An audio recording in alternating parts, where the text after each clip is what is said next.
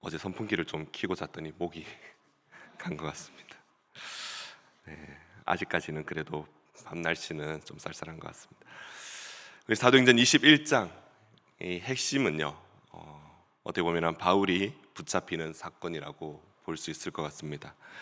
오늘 우리가 읽은 본문에 바로 바울이 잡히는 그런 장면이 나타나게 됩니다. 바울의 3차 여행의 그 선교 여행의 마지막 어떻게 종착점이라고 볼 수 있는 이 예루살렘으로 들어가는 그 길인데요. 예루살렘의 성도들은요, 바울과 그 일행을 아주 반갑게 맞이해 주게 됩니다. 그리고 바울은 야고보와 장로들이 있는 곳으로 가서 그곳에서 만남을 가지며 또한 교제를 하게 됩니다. 야고보는 누구입니까? 바로 예루살렘 교회의 수장이 되는 거죠.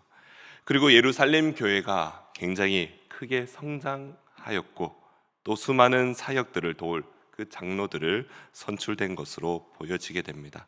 그래서 바울의 일행은 그 야고보와 그리고 장로들을 만나 이때까지 자신의 있었던 그런 하나님의 사역들과 그 간증들을 이들에게 나누게 되는 것이죠. 바로 자신의 선교 사역 그 열매에 대한 간증을 나누게 됩니다. 19절 말씀 보시면요, 바울이 문안하고 하나님이 자기의 사역으로 말미암아 이방 가운데서 하신 일을 낱낱이 말하니, 이러한 간증으로 예루살렘의 많은 성도들이 은혜를 받습니다. 또 하나님께 영광을 돌리게 됩니다. 바로 바울의 세 번째 선교 여행을 통해 수많은 열매들이 모두 하나님의 계획하심에 있었다라는 것을 그는 고백하고 있는 것입니다. 하나님께만 영광을 돌리는 모습이죠. 바울이 어떤 인물입니까? 우리가 앞서 바울에 대해서 우리가 사도행전을 계속 보게 되지만 바울은 세 번의 선교 여행 동안 정말 많은 고생을 한 인물입니다. 그의 수고를 누구도 헛되다라고 말할 수 없을 것입니다. 매도 많이 맞았습니다. 감옥에서 또 바다에서 성 밖에서 수많은 죽을 뻔한 그런 고비를 넘기게 됩니다. 그야말로 세상의 모든 고생을 다 겪은 사람입니다. 그럼에도 그의 선교의 마지막 여행의 그 종착점인 어떻게 보면 예루살렘에서 그곳에서 자신의 그런 있었던 일들을 다 고백하고 나 정말 힘들었다, 나 정말 어려웠다라고 말할 수 있겠지만 그럼에도 바울은요, 그 모든 영광을 하나님께 돌리고 있는 것입니다. 어제 2시에 아이들과 영어 성경 암송을 했는데요, 바로 잠언 16장 9절 말씀입니다. 모두가 잘 아시는 말씀이죠. 사람이 마음으로 자기의 길을 계획할지라도 그 걸음을 인도하시는 이는 여호와이시니라. 이런 잠언의 기자의 고백입니다. 하나님이 역사하지 않으신다면요, 선교의 열매는 기대할 수가 없다라는 것입니다. 저도 교회를 사역하면서 단기 선교를 준비할 때가 많았습니다. 준비할 때마다 늘 고민하는 것이 정말 잘하는 것일까? 그러나 매번 준비할 때마다 하나님께서 주시는 마음이 있어요. 이 단기 선교, 어떻게 보면은 정말 많은 돈을 들여서 짧은 기간 갔다 오는 거지만 차라리 그 돈으로 거기 계신 선교사님들을 도와주면 더 크게 사역에 또 도움이 될지도 모르지만 그러나 하나님께서 주시는 마음은요, 이 또한 하나님께서 기뻐하신다라는 것이죠. 그렇게 생각하고 나니까요, 정말 고민할 필요가 없었던 것입니다. 하나님께서는요, 때로는 멈추게도 하시고 때로는 더디게도 하시지만 그러나 하나님의 사역은 결코 헛되지 않다라는 것, 그것을 우리에게 말씀해 주시는 겁니다. 바울의 이 사역, 정말 하나님께 모든 영광을 돌리며 그의 모든 그런 고생과 핍박과 그 고난들이 절대로 헛된 것이 아니라는 것입니다. 이러한 간증에 많은 예루살렘 성도들이 은혜를 받게 됩니다. 그러나 예루살렘의 사람들의 그런 숫자가 많아지자, 그 교회의 숫자들이 많아지자 당연 율법의 열성인 그런 유대인들도 그 가운데 있었습니다. 그들은요, 바울에 대한 편견을 가지고 있었던 것 같습니다. 어떤 편견일까요? 21절에 보시면요, 이렇게 이야기합니다. 내가 이방에 있는 모든 유대인을 가르치되 모세를 배반하고 아들들에게 할 일을 행하지 말고 또 관습을 지키지 말라 한 다음을 그들이 들었도다. 바로 이방인들에게 할례를 베풀며 유대인의 풍속을 지키지 않아도 된다라고 가르쳤고 모세까지 배척한다라는, 어떻게 보면은 헛된 소문들이 더 커지고 커져서 큰 유언비어가 된 그런 일들이 나타난 것입니다. 이러한 편견을 가지고 있지만 지금 바울과 그 일행들이 와서 하나님께 영광을 돌리며 하나님께서 하셨던 그 사역들에 대한 간증을 들을 때 정작 이들이 어떻게 해야 할지를 모르고 있는 상황인 것입니다. 그래서 예루살렘 지도자들이 바울에게 제안하는 것이 있습니다. 23절부터 나타나는데요, 그 내용은 이렇습니다. 지금 성도 중에 정결 예식을 행하기로 맹세한 4명이 있다는 것입니다. 이들을 바울이 데리고 가서 성전에서 정결 예식을 행하고 또 그들의 머리 깎는 비용을 바울이 내게 함으로써 그런 잘못된 편견을 바로 잡고자 하는 그런 제안입니다. 바울이 곰곰이 생각해 볼 때 이러한 제안이 나쁘진 않은 것 같습니다. 이방인들에게 굴레를 씌우려 하는 것도 아니라는 것을 확인하고 나서 그 제안을 받아들이게 되는 것이죠. 그렇게 제안을 받아들이고 나서 바울의 그 예루살렘 교회의 헛된 유언비어, 그런 소문들을 이렇게 잠잠하게 만들 수가 있습니다. 때로는 교회에 보면요, 교회 사역을 하다 보면 근거 없는 말로 인해서 피해를 보는 그런 성도들이 있다라는 것을 보게 됩니다. 이러한 모습은요, 현재 교회에서도 흔히 나타나는 모습이기도 합니다. 저 또한 사역하다가 억울하게 그런 억울함을 당할 때도 있었습니다. 제가 자세가 버릇이 없다든지 이런 이야기를 하시더라고요. 그 시작은 본인의 기준에서 되게 보기에 좀 기분 나빴어 이렇게 시작했었어요. 근데 나중에는 제가 되게 버릇없고 뭐가 없는 사람인 것처럼 그렇게 억울할 때도 있었는데, 근데 결국 그런 말들은요, 뭐뭐 하더라, 뭐뭐 카더라, 이런 말들은요, 결국 교회를 분열하게 되며 교회에 온갖 상처만 남게 된다는 것이죠. 때로는 교회를, 그 진리를 지키기 위해서 원칙을 지켜나가는 것, 그것도 중요합니다. 그러나 우리 하나님 어떤 분이십니까?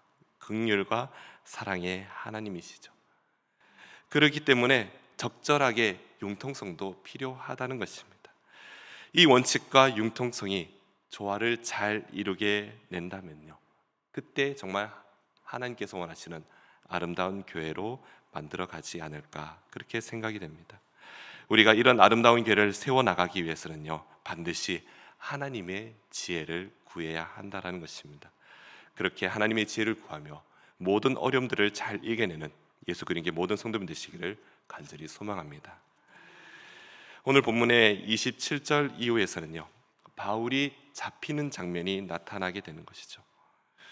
앞서 우리 21장 10절에 보시면요, 아가보라 하는 선지자가 나타나는데요, 이 선지자가 바울이 붙잡히게 될 것에 대한 예언이 있었습니다. 이에 바울을 아끼는 이들이 바울이 예루살렘으로 들어가는 것을 말리는 장면까지도 나타나게 되죠. 그럼에도 바울은요, 예수님께서 십자가의 언덕으로 가신 것처럼 예루살렘으로 들어가게 되는 것입니다. 결국 바울은 어떠한 그런 모습으로 인하여 군중들에게 붙잡히게 됩니다. 바울의 붙잡은 이들은요, 민족의 자부심과 율법과 성전을 더럽혔다라는 그런 선동으로 바울을 붙잡고 있습니다. 근데 이들이 아마 바울을 잡은 것뿐만 아니라 바울을 어떻게 하려고 작정한 것 같습니다.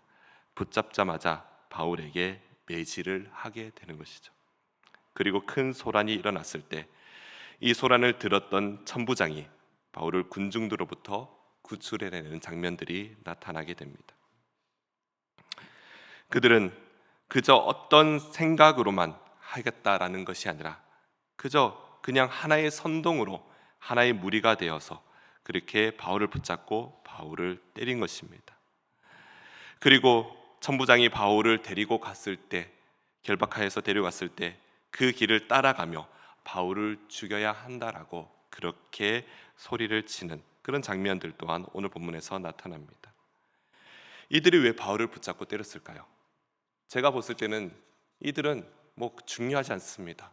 그저 많은 선동들에 의하여서, 그리고 사실 확인도 필요 없습니다. 많은 사람들이 그렇다고 하니 그런 줄 알고 바울에게 그렇게 행하였던 것입니다. 사실 바울은요, 유대 민족이나 율법이나 성전을 더럽힌 일이 없습니다. 무엇이 사람들을 그렇게 분노하게 만든 것일까요? 여기서 사람들의 분노가 정말 무섭다라는 것을 보게 됩니다. 이러한 분노는요, 판단력을 흐리게 하며 결국 사람을 죽이는 그런 힘까지 나타나게 되는 것입니다. 역사 속에 많은 독재자들이 이러한 군중 심리를 이용하였고 선동하였습니다. 이러한 선동에는 사실을 확인할 필요가 없습니다. 그저 자신에게 해가 되는 대상을 없애기 위한 수단과 방법을 가리지 않는 정말 악한 방법이 되는 것입니다. 거짓입니다. 속임수죠. 이는 사단의 방법이며 계략입니다. 신앙의 자리에서 무너뜨리려는 제약된 모습이라는 것입니다. 그렇기 때문에 어떠한 경우에도 진실됨에서 무너져서는 안 된다라는 것입니다. 사랑하는 성도 여러분, 바울은 오해를 받았습니다. 그저 자민족 중심주의며 자신들만의 우월하라는 그 유대인들의 시기와 질투에 바울은요, 박해와 고난을 받게 되는 것입니다. 우리 주님 말씀하시죠. 마태복음 5장의 산산수훈의 말씀인데요, 의를 위하여 박해를 받는 자는 복이 있나니 천국이 그들의 것임이라. 나로 말미암아 너희를 욕하고 박해하고 거짓으로 너희를 거슬러 모든 악한 말을 할 때에 너희에게 복이 있나니 기뻐하고 즐거워하라. 하늘에서 너희 상이 큼이라. 너희 전에 있던 선지자들도 이같이 박해하였느니라. 바울이 정말 억울한 상황 속에서 이 모든 상황을 견딜 수 있었던 이유가 무엇일까요? 바로 주님이 가르쳐 주셨기 때문입니다.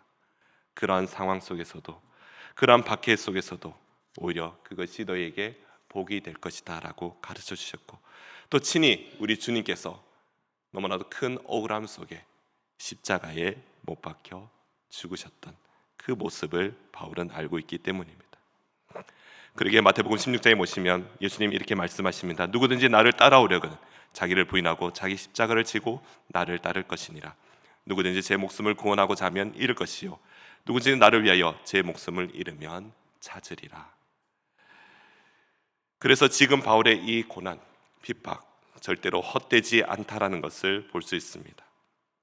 또한 기독교의 역사를 보면요, 많은 믿음의 선진들이 이렇게 핍박과 고난 속에서 많은 피를 흘렸습니다.